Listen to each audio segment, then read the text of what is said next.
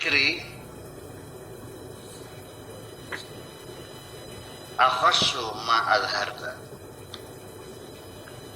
Zikir kepadaku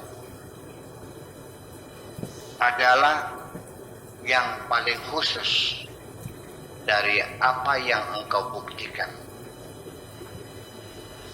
Wa zikri kasyfun. Zikirku juga membuat kasyaf, menjadi terbuka.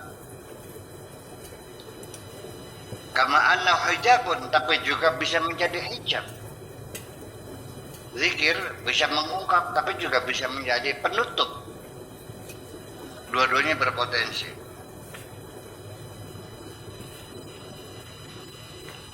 Idza badautu, apabila aku tampil, lam tara min hadza kullihi syai'an, maka ketika aku tampil, maka engkau tidak akan dapat melihat apapun. Ini persoalannya ya, karena engkau belum melihatku, maka engkau masih banyak yang kau lihat. Begitu engkau telah melihatku, maka tidak ada lagi yang dapat kau lihat kecuali aku. Itu kira-kira. Nah, ini menjadi dua hal yang bisa membuka, bisa menutup, bisa membuktikan, bisa menggagalkan. Dua hal yang paradok itu terjadi. Sebetulnya paradoknya bukan pada Tuhannya, pada logika manusia. Sebab ketika Anda dengan hanya bermodalkan ilmu pengetahuan, ketahuilah wahai saudaraku, di dalam pengetahuan terdapat paradoks. Dalam pengetahuan terdapat kontradiksi. Bukankah kita sering melihat para ulama berbeda pendapat, para fisikawan berbeda pendapat, para psikolog berbeda pendapat, para antropolog berbeda pendapat, para ahli akidah, ilmu kalam juga berbeda pendapat, malah saling bunuh-membunuh. Itu ilmu. Iya. Karena ilmu itu hanya tergantung pada bagaimana kemampuan kita menganalisa, mengumpulkan data, melakukan komparasi, melakukan silogisme, dan sebagainya. Dan nanti pada akhirnya kesimpulan apapun yang kau ambil itu hanya dugaan. Dengan mengucapkan la ilaha illallah masuk surga, tergambar dalam pikiran kita betapa mudahnya masuk surga, betapa murahnya karcis surga hanya dengan mengucapkan masuk surga. Kita bikin rumah saja 20 tahun baru jadi, sedangkan surga hanya ucapan. Ini kan kayak film Barbie.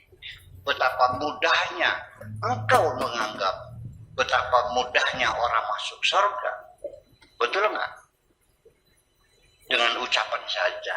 Itu satu sisi. Tetapi juga Anda mengatakan, Anda juga mengatakan bahwa umat Islam akan terbelah menjadi 73 golongan. 72 masuk neraka, yang satu masuk surga. 1/72. Sedikit banget. Di satu sisi Anda mengatakan betapa mudahnya masuk surga, tapi sisi yang lain mengatakan betapa sulitnya masuk surga. Selesaikan dulu dalam pikiranmu itu. Saya seperti itu. Ini kan paradok dalam pikiran Anda sendiri yang menyalahkan Tuhan. Jadi Anda mengatakan bahwa betapa mudahnya Tuhan memasukkan orang surga, itu pikiran Anda. Dan betapa sulitnya Allah memasukkan orang surga juga pikiran Anda. Silakan selesaikan. Udah, jangan nyalahin orang dong. Jangan menyalahkan siapa, itu kan pikiran Anda. Nah, kalau kita hanya akan berbeda pikiran, ya nggak usah menyalahkan orang dong. Belum tentu pikiran Anda salah. Mungkin pikiran Anda yang salah. Pikiran saya yang benar. Ya iya, jadi tidak usah salah menyalahkan. Kecuali yang sifatnya faktual dan data, ya, yang tidak bisa dihindari lagi, ya itu baru dipastikan salahnya. Tapi kesalahan teori mah nggak ada, yang ada itu kesalahan fakta. Iya kan?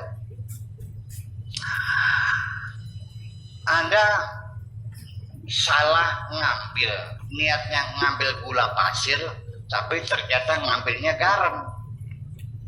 Terbukti karena kopi yang Anda bikin baunya rasanya asin. Saya mau masak, Anda salah ngambil. Sudah, jangan merengkel. Iya, tapi selagi Anda saya masih menebak, ada 2 botol, ada benda yang putih mengkristal. Saya nanya mana garam, mana gula pasir. Anda mengatakan ini. Selagi belum dicoba, itu paradigma yang non eksperimentalis, itu nggak bisa disalahkan. Udah jelas. Jadi ya jangan mudahlah menyalah-nyalakan orang tuh. Iya.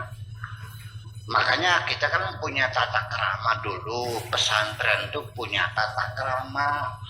Ketika kita membaca kitab dan kita menduga bahwa ini salah cetak, tidak menyalahkan pengarang. Iya, makanya ditulis la'alla as-shawab. Tuh tahu sih, ngerti. La'alla as-shawab, barangkali benarnya seperti ini. Kan tata krama.